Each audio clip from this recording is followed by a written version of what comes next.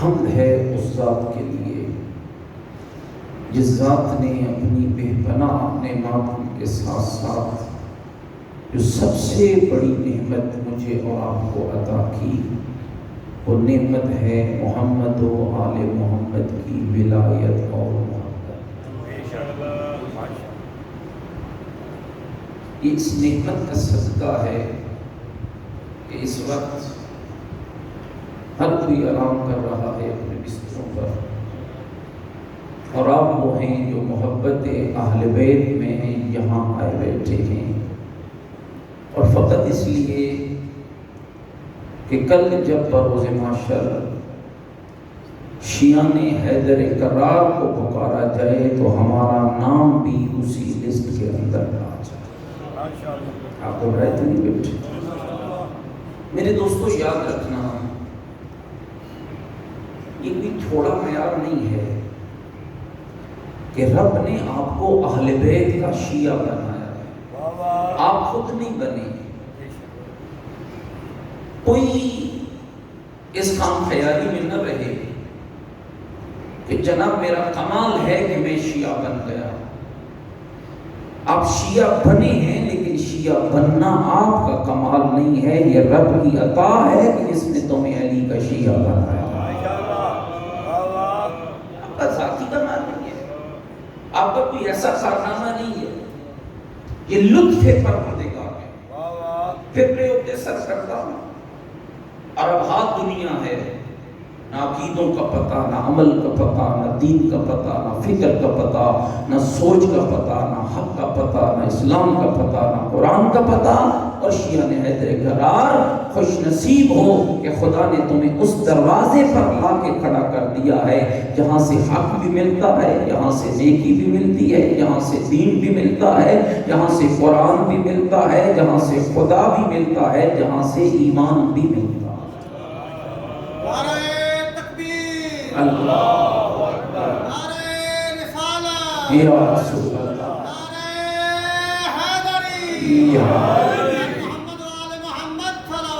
اللہ صلی علی محمد و آل محمد۔ متوجہ بیٹھے میرے پر، اور میرے دوستوں بزرگوں اس پہ خوب خدا کا شکر ادا کیا، کیا کمال ہے اس کے قرآن کا۔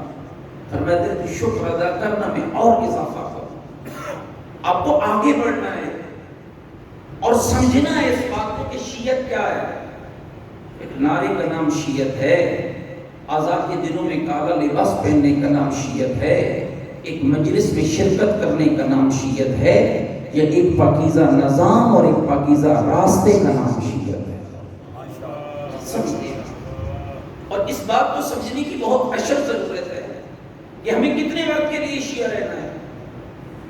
ہم نے 1 گھنٹہ شیعہ بننا ہے، 2 گھنٹے شیعہ بننا ہے، محرم کے 10 دن شیعہ بننا ہے، یا 8 ربیع الاول تک شیعہ رہنا ہے، یا ہم نے ہر لمحے شیعہ رہنا ہے۔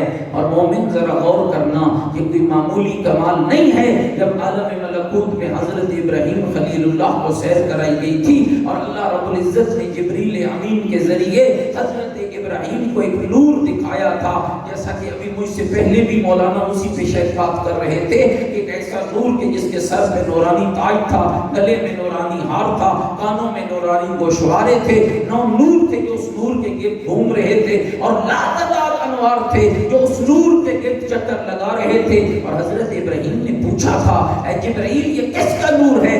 آپ کی نسل سے آنے والے مصطفیٰ کی بیٹی فاطمہ زہرا کا نور ہے۔ یہ سر کا تاج کیسا ہے؟ اور اس کے بابا مصطفیٰ کا نور ہے۔ یہ گلے کا ہار کیسا ہے؟ اور اس کے شوہر علی مرتضیٰ کا نور ہے۔ یہ کانوں کے گوشوارے کیسے ہیں؟ اور اس کے بیٹے حسنین علیہ السلام کا نور ہے۔ یہ 9 نور کیا ہے؟ یا اس کی نسل سے آنے والے اس کے امام بیٹوں کے انوار ہیں۔ اور آخری سوال کیا تھا، یہ لاتعداد انوار کیا ہیں؟ کہا جبریل اے ابراہیم خلیل اللہ، یہ زہرا اور اس کے گھر کے شیعوں کے انوار ہیں۔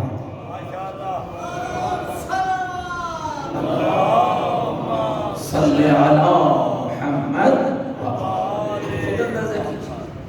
یعنی جن لوگوں کا تعارف اللہ انبیاء کی بزم میں نور کے ساتھ کرا رہا، اس کا کردار کیا ہونا چاہیے؟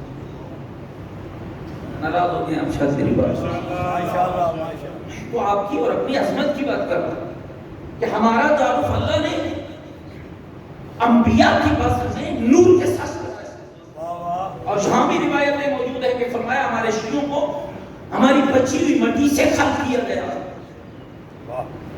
تو جس کو آئینہ کی بچی ہوئی مٹی سے خلق کیا گیا ہو اس کو سوچنا تو چاہیے نا کہ میرا کردار کیا ہونا چاہیے، میرا معیار کیا ہونا چاہیے، میری زندگی کیسی ہونی چاہیے۔ اور اسی لیے امام صادق نے فرمایا تھا اور میرا شیعہ ایسا بن کہ اگر 1000 گھروں کی بستی میں بھی تو رہتا ہو، 999 گھر کسی اور کا ہو، ایک گھر جعفر صادق کے شیعہ کا ہو، جب کوئی سوال ہی سوال کرے بتاؤ ان 1000 گھروں میں عبادت گزار کون ہے، تہجد گزار کون ہے، قاری قرآن کون ہے، عامل قرآن کون ہے، عامل دین کون ہے؟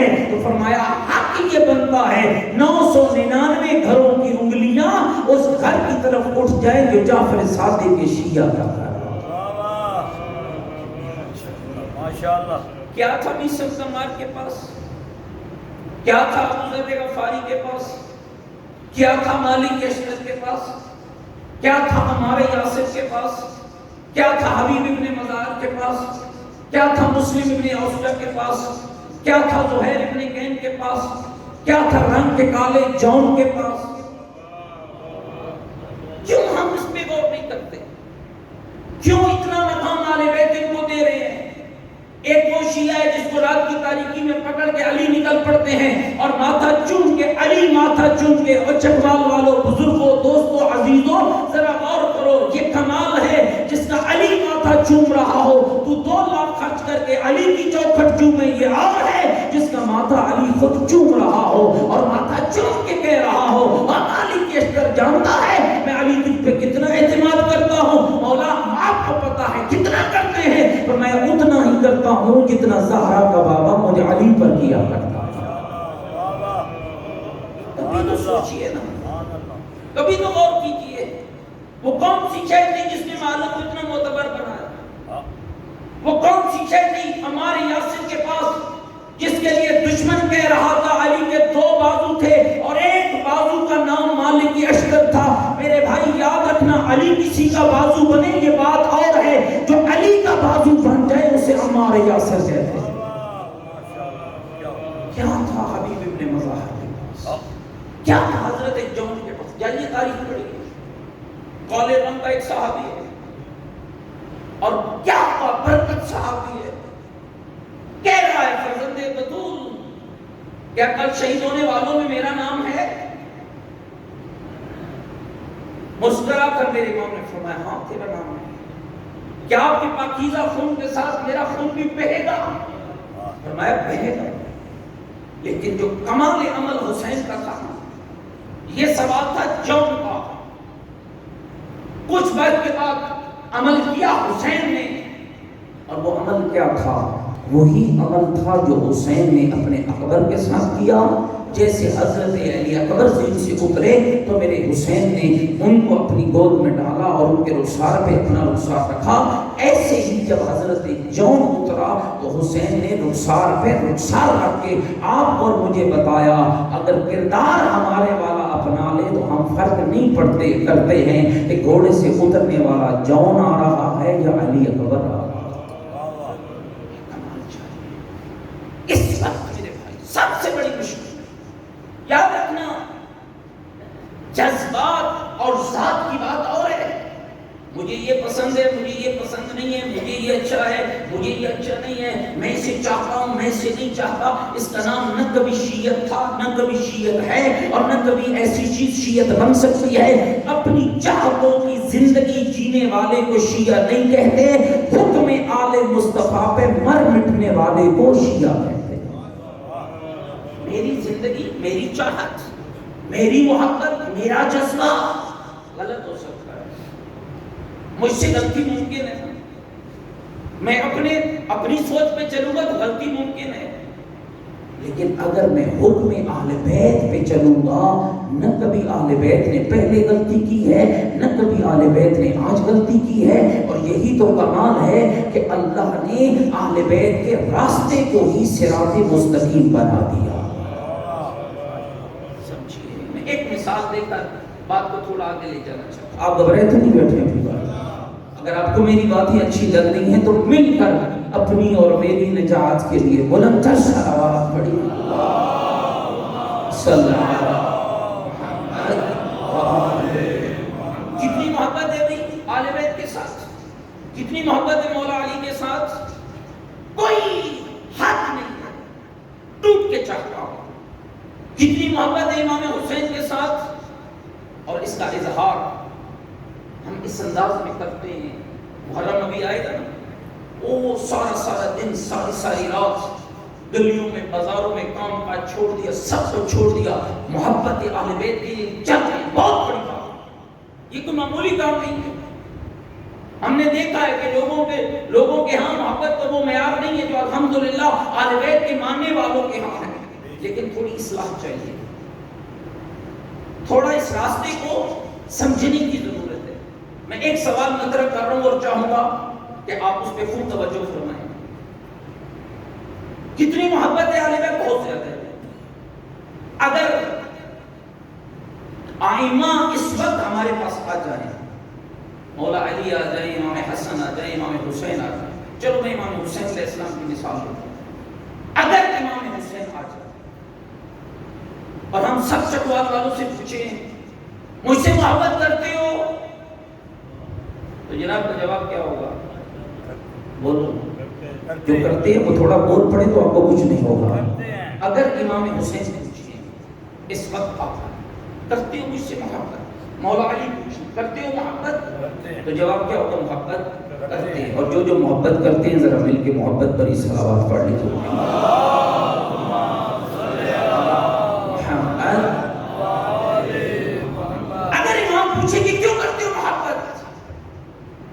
تو میرا اور آپ کا جواب کیا ہوگا کہ اے مولا حسین، ہم آپ سے محبت اس لیے کرتے ہیں کہ آپ وہ ذات ہیں جنہوں نے خدا کا دین بچایا۔ کیا آج تک ہم دنیا کی آنکھوں میں آنکھیں ڈال کر الحمدللہ آپ اسی لیے مضبوط ہیں دوستو کہ آپ کا نظریہ مضبوط ہے، آپ کا مذہب مضبوط ہے، آپ کا عقیدہ مضبوط ہے۔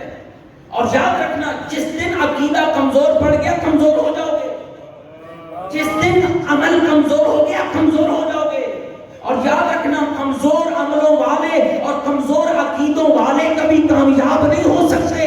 کامیابی کے لیے رب نے جو معیار دیا ہے وہ یہی معیار ہے، عقیدہ بھی مضبوط ہو، عمل بھی مضبوط ہو۔ نہ عقیدے میں اپنی مرضی کر، نہ عمل میں اپنی مرضی کر۔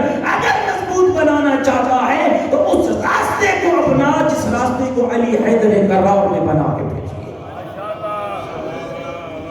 اللہ یا رسول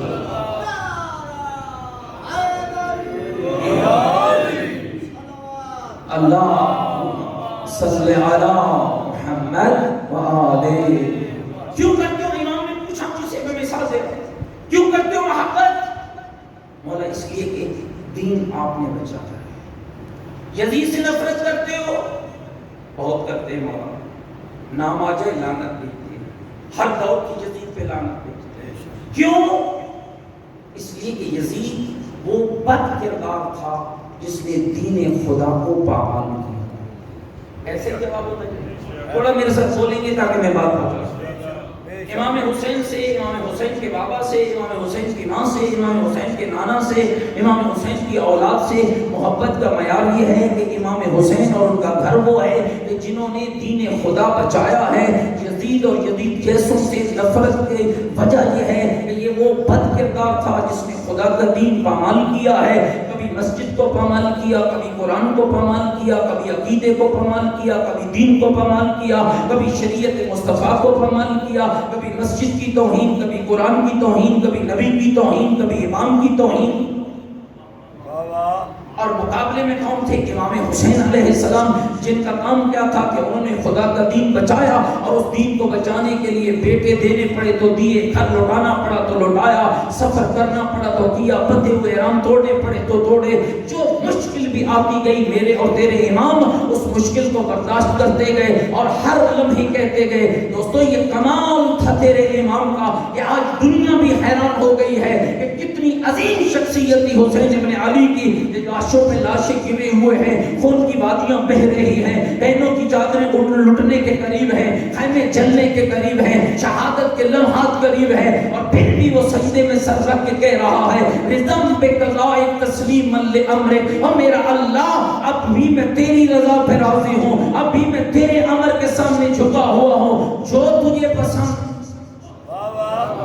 وہی اس حسین کو پسند ہے۔ میرے اللہ تجھے میری شہادت چاہیے تو دوں گا، بیٹے چاہیے تو دوں گا، گھر چاہیے تو دوں گا، بہنوں کی چادریں چاہیے تو دوں گا، بیٹوں کے رخسار چاہیے تو دوں گا، جو تیری مرضی ہوگی، جو تیری مرضی ہوگی، جو تیرا حکم ہوگا دوں گا۔ تو یہی تو سبب بنا ہے کہ ہم 1400 سال گزرنے کے بعد بھی آج بھی یزیدیت اور یزیدیت جیسوں سے نفرت کرتے ہیں اور حسین اور حسین کے ماننے والوں سے محبت کرتے ہیں۔ کیوں؟ اس لیے کہ حسین ابن علی وہ شخصیت ہے جس نے خدا کا دین بچایا ہے، وہی دین جس کو رب نے بنایا تھا، جبریل لایا تھا، مصطفیٰ نے پہنچایا تھا، مرتضیٰ نے پھیلایا تھا، حسین نے بچایا تھا۔ اب سوال اللہ کرے کہ سمجھا کیوں کرتے ہو محبت مجھ سے؟ اگر امام نے پوچھا اس لیے مولا کہ آپ نے دین خدا بچایا، وہ دین کیا ہے جو میں نے بچایا؟ یہ سوال بھی امام کر سکتے ہیں، کیا ہے وہ دین؟ تو اس کا جواب کیا ہے کہ مولا جو دین، میں سادہ جواب دے رہا ہوں، مولا جو دین آپ نے بچایا اس کی دو چیزیں ہیں، ایک وہ ہے جس پہ عمل ضروری ہے، ایک دین کا حصہ وہ ہے جس پہ ایمان ضروری ہے۔ جس پہ ایمان ضروری ہے وہ 5 ہیں، جن میں عمل ضروری ہے وہ 10 ہیں۔ گھبرا تو نہیں گئے بھائی میرے بھائی؟ جن پہ ایمان ضروری ہے، ذرا میرے ساتھ مل کے بولتے جانا تاکہ میں بات کو اور پکا سمجھوں۔ 5 چیزیں ہیں جن پہ ایمان ضروری ہیں۔ پہلی، مل کے بولو، پہلی، دوسری، تیسری، چوتھی، 5ویں۔ 10 چیزیں وہ ہیں جن پہ عمل ضروری ہے۔ پہلی، مل کے بولو، پہلی۔ جو نماز پڑھ کے بیٹھا ہے اسے تو بزورے پورے زور اور طاقت کے ساتھ بولنا چاہیے۔ جن 10 چیزوں پہ عمل کرنا ضروری ہے، پہلی نماز، دوسرا روزہ، تیسرا حج، چوتھی زکوٰۃ، 5واں خمس، چھٹا جہاد، 7واں امر بالمعروف، 8واں نہی عن المنکر، 9واں تولا، 10واں تبرع۔ اچھا کبھی آپ نے یہ سوچا ہے کہ پہلے تولا اور تبرع کیوں نہیں رکھا؟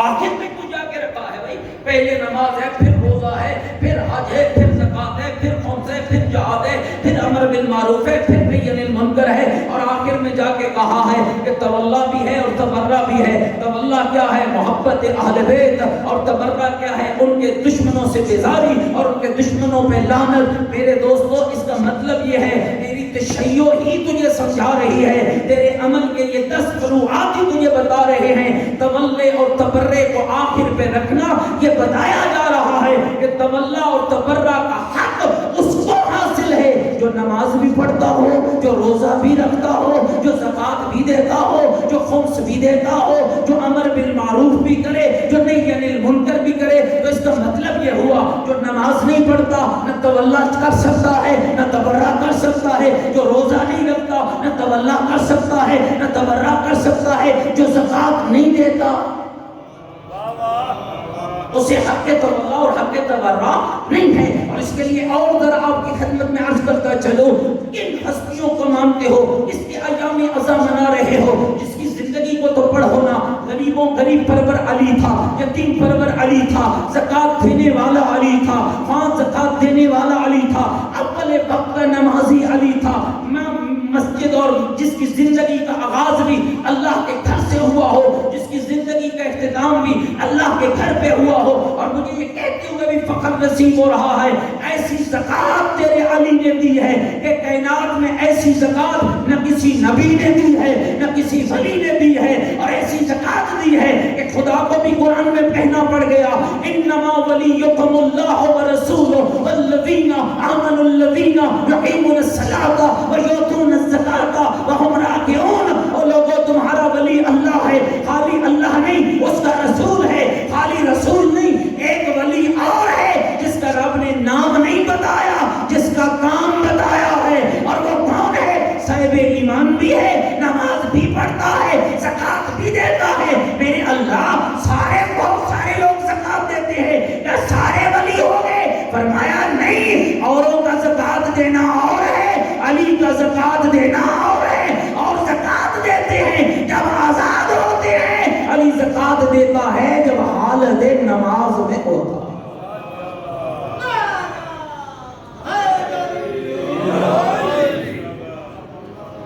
پانچ چیزیں جن پہ ایمان ضروری ہے. مولا جو آپ نے دین بچایا ہے اس میں پانچ چیزیں وہ ہیں جن پہ ایمان ضروری ہے.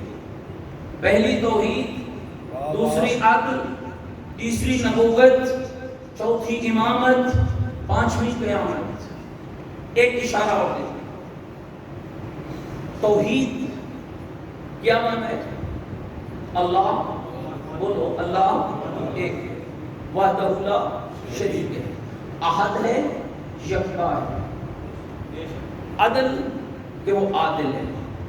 انجے کر لیں تھوڑا بولو نا، انجے کر لیں. عدل بھی اسی کی صفت ہے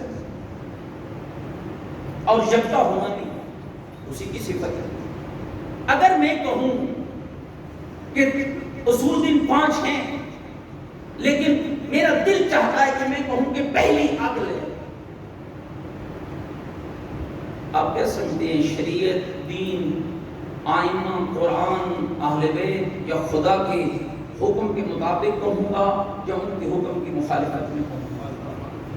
مخالفت. کیا مجھے شریعت اجازت دیتی ہے کہ میں ایسا کروں؟ بات حالانکہ وہی ہے، احد بھی وہی ہے، عادل بھی وہی ہے. کیا اس ترتیب کو بدلنے کا اختیار مجھے اہل بیت دیتے؟ اچھا چلو میں اس کو اور سادہ کروں. کیا اس ترتیب کو بدلنے کا اختیار، میں تو چلو ایک عام سا طالب علم ہوں نا، کسی مجتہد کو ہے؟ بولنا میرے ساتھ. کیا اس ترتیب کو بدلنے کا اختیار کسی امام کو ہے؟ کیا اس ترتیب کو بدلنے کا اختیار نبی رحمت کو ہے؟ نہیں. جو ترتیب رب نے بنائی ہے اس میں کسی کو درجوں کے بدلنے کا اختیار بھی نہیں ہے. تو مومن خیال کرنا، کسی دھوکے میں نہ رہنا. مکتب اہل بیت کو پاکیزہ مذہب ہے جس میں درجوں کو بدلنے کا اختیار نہیں ہے. جہاں درجوں کو بدلنے کا اختیار نہ ہو وہاں مرضی کا عقیدہ بنانے کا اختیار بھی نہیں ہے اور مرضی کا عمل بنانے کا اختیار بھی نہیں ہے.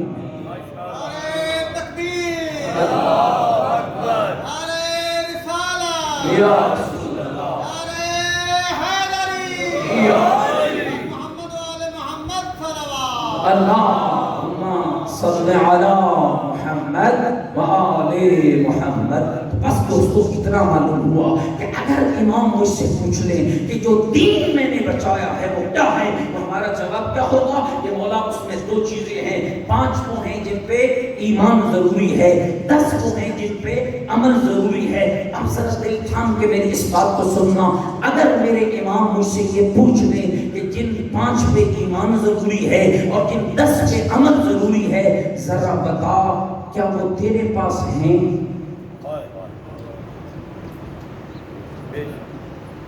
میں نہیں پوچھ سکتا ہوں آپ سے کہ میں تو بیچارہ مولوی ہوں اور مجھے حق بھی نہیں ہے. ہماری تو پڑھنے والوں کی تو حالت یہ ہوتی ہے کہ 10 مسئلہ پوچھ کے آتے ہیں کیا پڑھنا ہے کیا سنانا ہے. اور یہی ہماری بربادی کا آج نتیجہ ہے کہ ہم لوگوں سے پوچھ رہے ہوتے ہیں. جو بیچارہ خود ہم سے لینے آتا ہے ہم اسی سے پوچھ رہے ہوتے ہیں. اور میں نے بہت سارے ایسے لوگوں کو دیکھا ہے جو منبر پہ بیٹھے ہو، بھائی خدا کا خوف کر، تمہیں کیوں بلایا گیا ہے؟ اسی لیے بلایا گیا ہے کہ تم مکتب اہل بیت دنیا تک پہنچا. لوگوں سے کیوں مجھے پوچھنا پڑ رہا ہے کیا موضوع پڑھوں، کیا بات کروں؟ اور جہاں تک لوگ کہہ رہے ہوتے ہیں جناب آپ صلوات پڑھیں نا، میں آپ کو سبق سنانے آیا ہوں. ایشیان حیدر کرام خدا کے لیے ان ممبروں کے تقدس کا خیال رکھو، ان کی عظمت کا خیال رکھو، ان کی اہمیت کا خیال رکھو. یہاں سبق سنانے والوں کی نہیں، سبق دینے والوں کی ضرورت ہے. اس لیے کہ سنانے والا تیری مرضی کا کا محتاج ہوگا، سبق دینے والا یا قرآن سے دے گا یا 14 کے فرمان سے دے گا۔ اور سبق وہی اچھا ہے جو قرآن اور 14 کے فرمان سے دیا جائے۔ اب میری بات کا جواب ذرا سوچئے اور تلاش کیجئے کہ اگر امام پوچھ لے، میں نہیں پوچھ سکتا ہوں، کوئی ذاکر صاحب نہیں پوچھ سکتے ہیں، کوئی وائس صاحب نہیں پوچھ سکتے ہیں، لیکن امام پوچھ سکتے ہیں، چاہے مولا علی آ جائے، چاہے امام حسین آ جائے، اور چاہے ان کا بیٹا مہدی آ جائے، آپ سے یہ پوچھ سکتا ہے، بتاؤ بتاؤ جو دین ہم نے بچایا ہے، جن میں 5 ایمانیات پر مشتمل ہے، 10 وہ ہیں جن پہ عمل ضروری ہے، کیا وہ تیرے گھر میں ہیں؟ چلو میں اور تھوڑا مثال کو آسان کروں۔ اگر امام مجھ سے پوچھے نماز تیرے پاس ہے؟ میرے عزیزدار، میرے ماتمی، نماز ہے، روزہ ہے، حج ہے، زکوٰۃ ہے، خمس دیتے ہو، سادات کے حق پر ہونے والوں خمس دیتے ہو، سامنے برائی ہو رہی ہے امر بالمعروف کرتے ہو، محلے میں شراب کی بھٹی لگ چکی ہے روکتے ہو، نشہ کرنے والے تمہارے سامنے نشہ کر رہے ہیں اور بیچ رہے ہیں روکتے ہو، نہی عن المنکر کرتے ہو۔ سوچو اپنے طور پر، میں بھی سوچوں آپ بھی سوچیں۔ اگر میرے امام نے پوچھ لیا کرتے ہیں یزید سے نفرت، کرتے ہیں حسین سے محبت، کیوں؟ اس لیے کہ یزید وہ تھا جس نے نماز کو پامال کیا ہے اور حسین وہ تھا جس نے نماز کو بچایا ہے۔ تو میرے بھائی پھر اتنا تو خیال کرنا، جس کو حسین نے بچایا ہے اور لائق محبت ہو گیا تیری نگاہ میں، تو کیا وہ حسین نہیں چاہے گا کہ تو نمازی بن کے میرا عزادار بن؟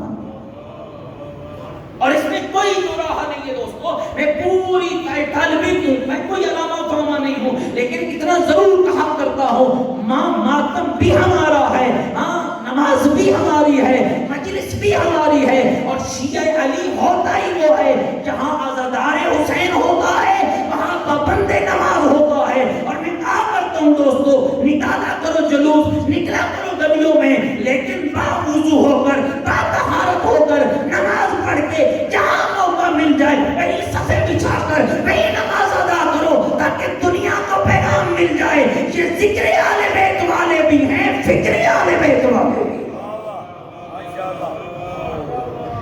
ہم اپنے آپ کو سوچو میرے بھائیو، اس وقت سب سے بڑی مشکل یہ ہے، کیوں آج ممبروں پہ اتنے زور سے بات کرنی پڑ رہی ہے؟ یہ کون ہے جس نے یہ تفریق ڈال دی ہے؟ یہ نمازی ہیں، یہ ماتمی ہیں۔ کیوں نہیں کہا جا رہا یہی نمازی ہے یہی ماتمی ہے؟ کیوں نہیں یہ سوچا جا رہا جن کے لیے روتے ہیں انہوں نے نماز بچائی ہے، اور جنہوں نے نماز بچائی ہے ان کے لیے رونا ثواب ہے، ان کے لیے رونا اجر ہے۔ بس میں اس سے زیادہ زحمت نہیں دوں گا۔ اگر آج تیرا امام تیرے سامنے آ جائے، عقیدہ رجت کی قائل ہو، کیا معنی ہے رجت کا؟ تو کیا پوچھیں گے آپ سے؟ اگر آج امام کا ظہور ہو جائے، کتنی دعائیں مانگ رہے ہیں صبح سے شام تک؟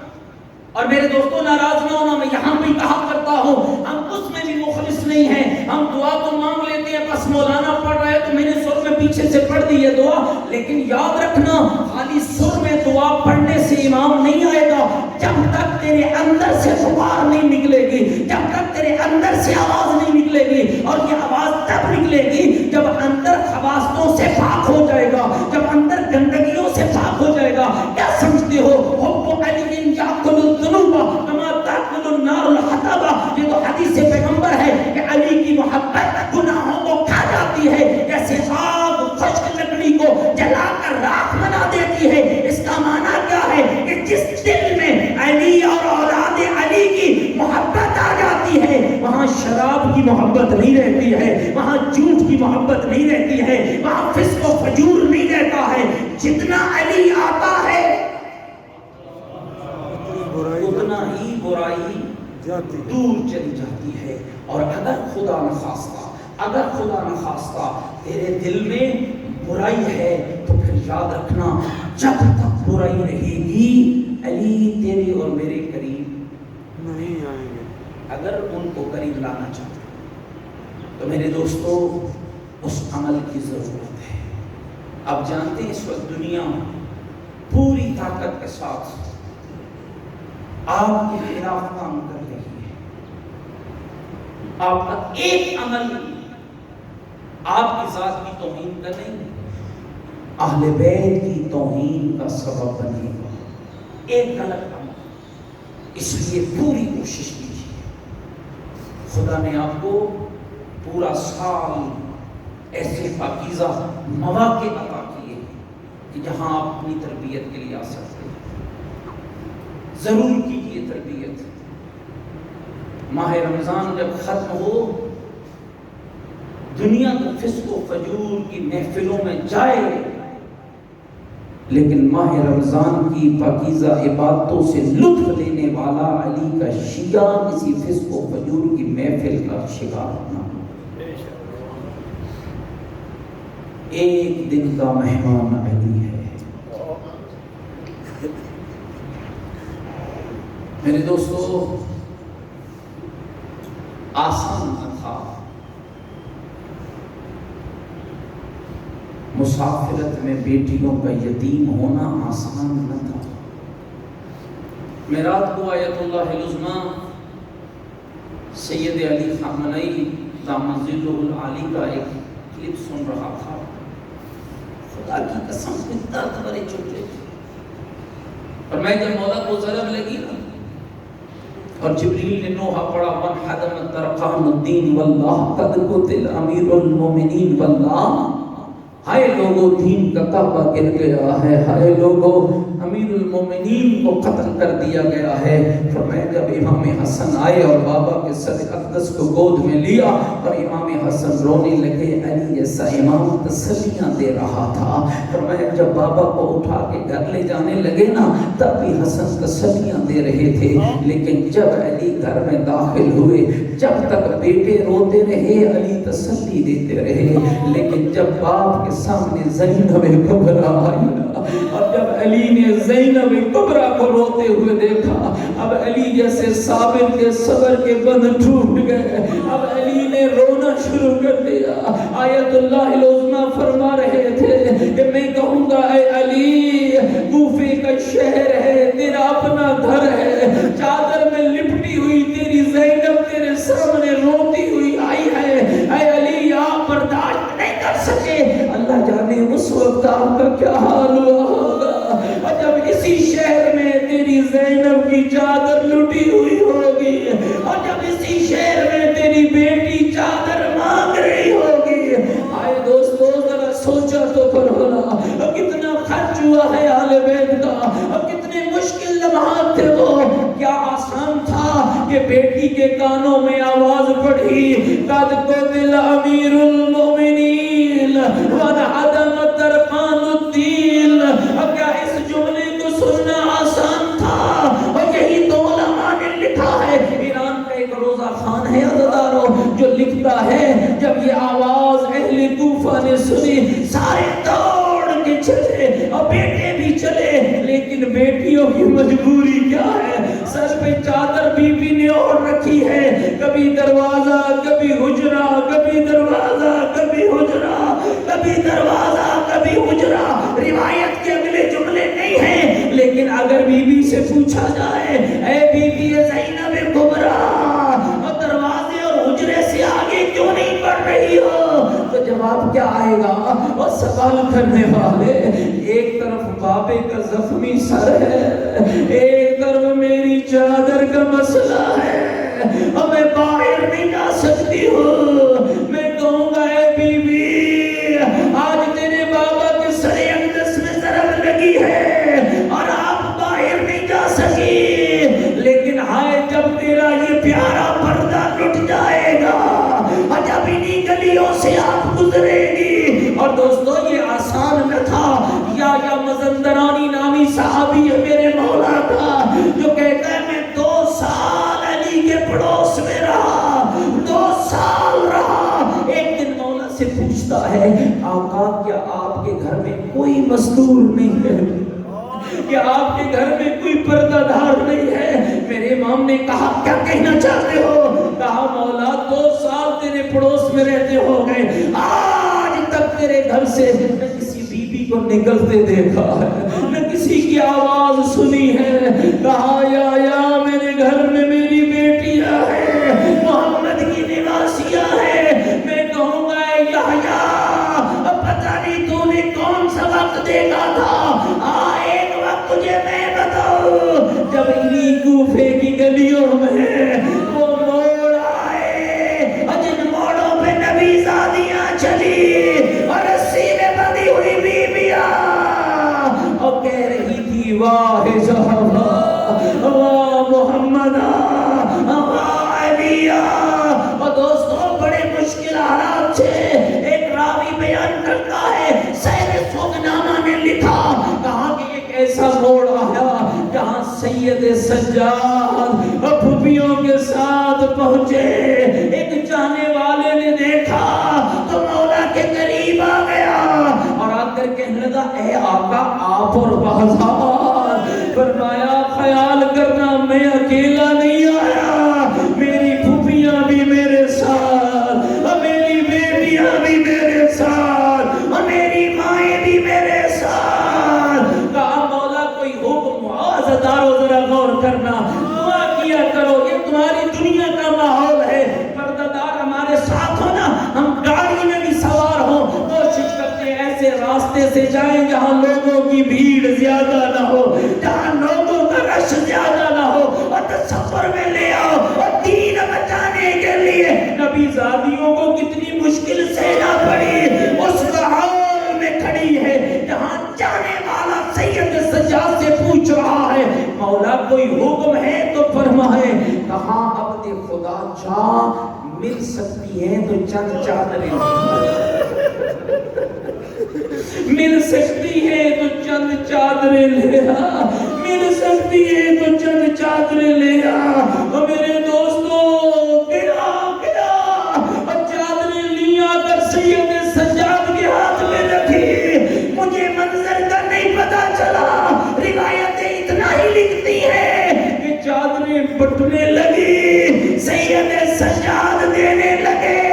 کتنی خوش ہوئی ہوگی علی کی بیٹی، کتنی خوش ہوئی ہوگی حسین کی لاڈلی، کتنی خوش ہوئی ہوگی سید سجاد کی ماں جب سر پہ چادریں آئی ہوگی، لیکن ہائے یہ تھوڑی دیر کا ہی سرور تھا کہ ادھر چادریں آئی، ادھر ظالم کا نیزہ بلند ہوا، ادھر کمینے کا نیزہ پھر بلند ہوا، اور وہی منظر دہرایا گیا جو کربلا کی شام غریبہ کا تھا، پھر نیزے کی انیا تھی اور چادریں لوٹی جا رہی تھی اور بیویاں کہہ رہی تھی واہ محمد، واہ حجابہ، آئے چادریں لٹ گئی، آئے پردے لٹ گئے۔ عزادارو یہ کوئی اتنا درد بھرا لمحہ تھا، کتنی پیاری تھی چادر، اے شیعہ جب گھروں کو لوٹ جانا،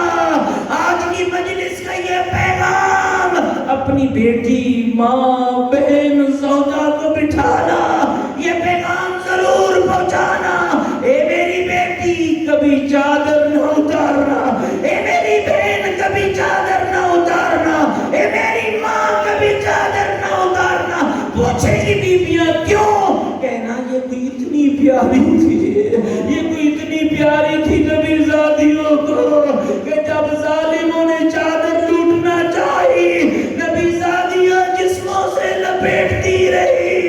ایک عالم بزرگوار آخری جملہ کہہ رہا ہوں، پڑھ رہے تھے، کہا ایک لعین کو امیر مختار کے دربار میں لایا گیا، نام جس کا خولی تھا، پوچھا گیا خولی لعین بتا تو نے کربلا میں کون سا ظلم کیا ہے؟